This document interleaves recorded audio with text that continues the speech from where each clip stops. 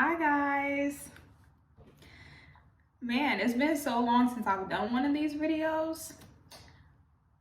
I'm not gonna lie, I just haven't felt inspired to make YouTube videos. Cause I had a very crazy year last year, just like I'm sure a lot of you guys have.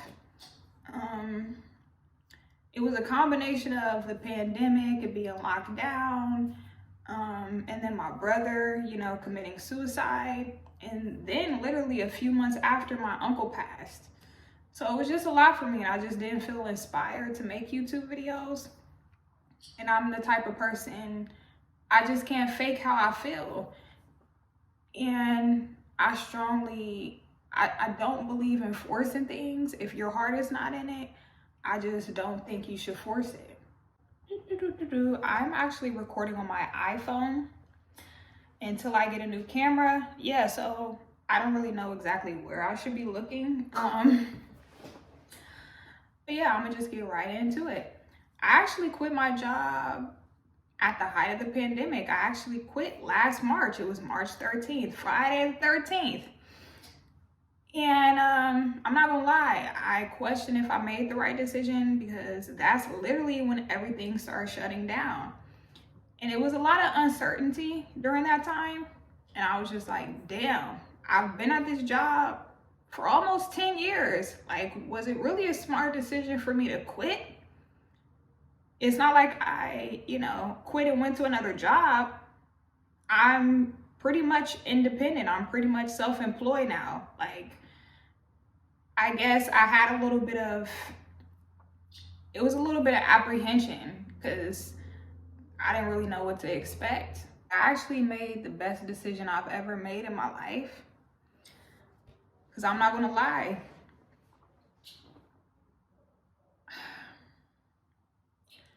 people underestimate how much stress can take a toll on your physical health. Not only does it take a toll on your mental health, but eventually it starts to take a toll on your physical health. And, I don't want to demonize the company, but I will demonize the system, the whole system of working, paying bills, etc. It was really taking a toll on my mental, and it was starting to take a toll on my physical health. People really underestimate how much work stress really takes a toll on you. And that's what was starting to happen to me.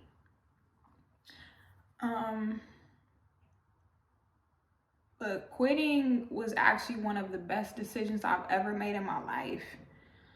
A lot of times people would tell me, why don't you just quit and get another job? Why don't you just find another job? And I'm like, it's not about the company specifically, it's about the system. I can quit and go to another job. I can quit and go to another call center, but it's going to be the same politics. And that's what people didn't understand. Like, I hated talking to people about it and trying to explain, because, people just don't get it. And I don't really, I don't judge them. Like, I understand, because a lot of us are programmed to, think a certain way. But I just knew that I had to get the fuck out of there. I just knew that I had to get out of there, because if I didn't, I'm sure I would have developed some type of disease. Yeah, so what I do is independent contracting. I'm not sure if you're familiar with the gig economy, but the gig economy is booming. I felt like it was something that was like too good to be true at first, when I had, friends and family members who said, yo, I DoorDash and I make this much a week and I only work this amount of hours and I get to make my own schedule and, blah, blah, blah. I was like, bro, this shit is too good to be true. Like, this sounds too good to be true, because I'm not gonna lie, I am a skeptical person.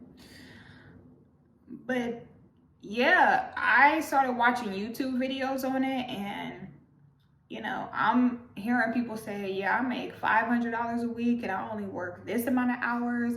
I make $700 a week and I only work this amount of hours. I make $1,000 a week and I only work this amount of hours. And I was like, you know what? Let me actually try this out. Let me try it out and see for myself.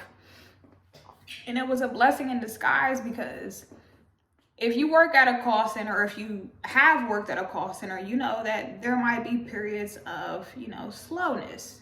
You guys might, be in a slow season where you're not getting a lot of calls. And, your supervisors might be begging you to go home earlier. They might be begging you to take a day off. And that's what happened at the, job that I was working at. We had entered our slow season and they were begging people, to take time off. And my job coach, she approached me and said, hey, do you want to take a week off? You wouldn't be paid for it, but you would have a week off. And I was like, you know what, why not? Let me just try out this, gig economy, independent contracting stuff, and see how much money I make. So I took the week off and I experimented with the, gig economy stuff. And I ended up making way more money than I made working at the call center. And I worked a little less hours than I, would work at the call center. So I was like, what the fuck? Like, I'm about to quit. But the type of person I am very responsible. And I think things through before I just, jump into things. I'm not really an impulsive person. So I was like, you know what? Let me come up with a plan. Let me not just quit. Let me come up with a plan. I decided I wanted to have a certain amount of money saved. And I knew that we were getting our yearly bonuses in a few months. So I was like, if I can just make it the next few months so I can get that yearly bonus, then that's when I'll, put my 2-week notice in. So I had a set amount of money that I wanted to have saved before I quit. And I think it's very important to be strategic about quitting your 9-to-5. I don't think you should just be emotional or impulsive about the decision, because that is a big decision. I was already part-time. Like, before I quit, I already went down to part-time like a couple years prior. So, I wasn't worried about like, oh, I'm losing my health insurance, I'm losing my paid vacation and benefits and all this other stuff, because I went down to part-time. So I already lost all that stuff. So it wasn't really much of a risk for me. But I would say if you do have all those benefits, which I really feel like those benefits are just to trap you and to give you a false sense of security, when really these niggas can fire you whenever they want. But that's a whole nother story. I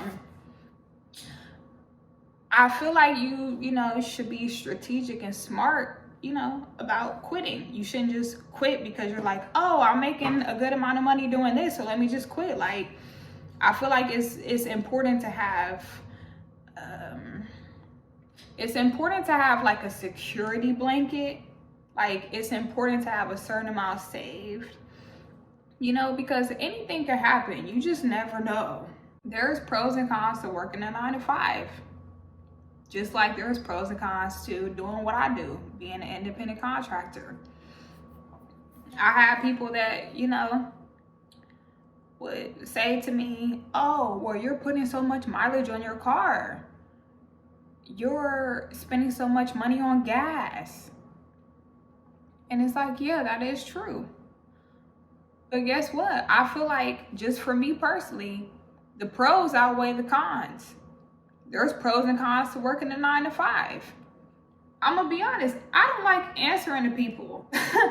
I don't like being micromanaged. I don't like the fact that you can be 1 minute late, and they can write you up, and say that you're tardy. Like, me personally, I just don't like that shit. I don't like that shit because I feel like it's petty. And I don't know if it's the fact that I'm an artist and I'm like, a really creative person. That's why I don't like restrictions. But yeah, I just feel like the cons of working a 9-to-5 outweigh the pros, just for me personally. I'm not, saying that's the case for everybody. Because it's some people that genuinely like their 9 to 5, and I think that's beautiful. But just me personally, I don't really like answering to people. I realize that about myself. I don't really like answering to people. Even long before I quit, my 9 to 5 or whatever, working at a call center, I was very rebellious. Like, I'm gonna be honest, they let me get away with a lot of stuff that they probably wouldn't have let other people get away with. But I was just very rebellious, and at a certain point, I really didn't give a fuck if they fired me or not, because that's how fed up I was. But yeah, I like the fact that I can make my own schedule. I can work when I want. If I sign up for a certain shift and I decide that I don't feel like working that shift, I can cancel it without any penalties. Or if I decide to work that shift and I decide, I want to end it early. Like, I don't feel like working till 7:30. I'm going to end it at 6:30. I can end it without any penalties. I like that flexibility. Just me personally. I'm not saying that's the case for everybody. Some people like a certain, I guess, stability. Some people like, having, a certain structure or whatever the case. And there's nothing wrong with that. Just me personally, I'm kind of a rebellious person. So I don't really like, I don't really like a lot of restrictions, to be honest. I think the biggest thing is to live below your means. Because if you live below your means, that allows you to save a lot more money. I live below my means. I'm a very frugal person. So that's what's allowed me to save so much money. I don't have a lot of expenses. Now I'm to a point where it's like, okay, I've saved a lot of money. Now I need to start investing, because you can save your money all you want. But you saving your money is not going to make you more money. So at some point you have to take a risk and start investing your money, to make yourself more money. Now I'm finally to a point where I have excellent credit. So I'm looking into things like real estate. I'm looking into things like stocks. I'm looking into, investing in Bitcoin and gold and, all types of things. Because like I said, I've realized that you saving your money is not going to make you more money. It's very smart. It's very wise to save your money, because, there's a lot of unexpected expenses that come up, and it might be things that you want to do. You might want to enjoy your money, go on a vacation or whatever the case is. And that's why I feel like it's important to save your money.